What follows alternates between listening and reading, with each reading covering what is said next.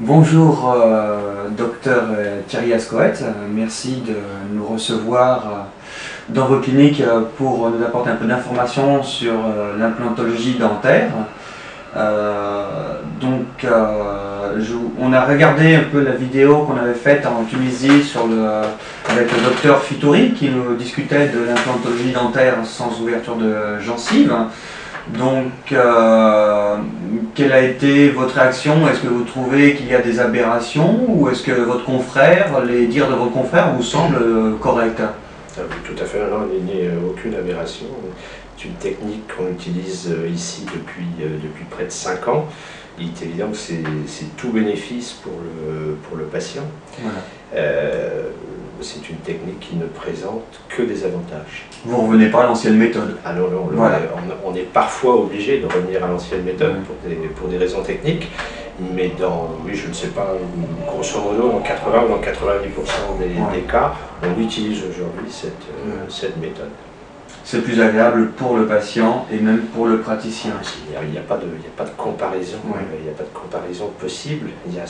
Ça permet d'avoir des post-opératoires très doux, peu ou pas de douleur, peu ou pas d'inflammation, une technique rapide, des interventions. L'intervention est rapide, oui. Beaucoup plus rapide qu'avant. J'ai vu avec la patiente qu'on a suivie, par exemple, voilà, ça a été relativement rapide. Ah oui. La pose d'un implant, poser un implant, ça peut prendre combien de temps, fourcher grosso modo? Je crois 10-15 minutes, anesthésie comprise, en 10-15 minutes. Juste l'implant, le forage, la pose de l'implant lui-même, c'est 3-4 minutes. Voilà.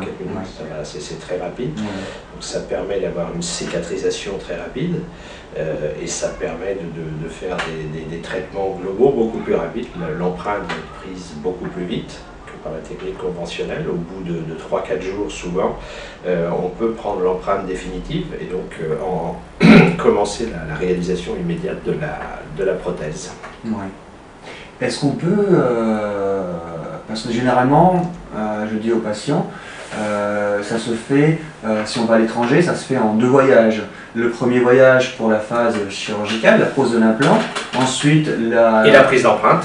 Voilà, et la prise d'empreinte. Ensuite, minimum 3 mois, on va dire, il y a plusieurs mois d'attente pour que l'implant se solidifie dans l'os de la mâchoire. Et après, la prothèse. Alors, dans beaucoup de cas aujourd'hui, on n'a pas 3 mois de cicatrisation, puisqu'on utilise également énormément les implants de charge immédiate, ce qui veut dire qu'on est capable aujourd'hui de réaliser la prothèse immédiatement après l'intervention chirurgicale et même de poser une prothèse provisoire immédiatement après l'intervention chirurgicale.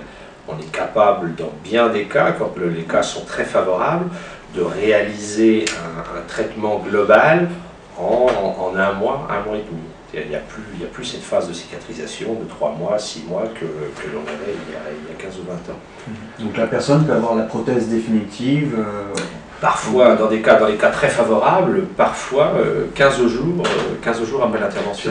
C'est ce qu'on a vu. En général, oui, il est conseillé de venir 2 fois. Une fois pour la phase chirurgicale et la prise d'empreinte, et une deuxième fois pour la colocation de la prothèse. D'accord, c'est ce qu'on a vu sur le forum. Il y a un exemple d'une personne, sur le forum des implants dentaires en Espagne, une personne donc qui était venue chez vous, on est parti vraiment, on voit la dentition, pour monsieur qui n'avait pas une dentition terrible au départ, et en fait je crois que les soins ont commencé en novembre, et juste avant Noël, le 21 décembre, il plaçait la photo, très heureux sur le forum.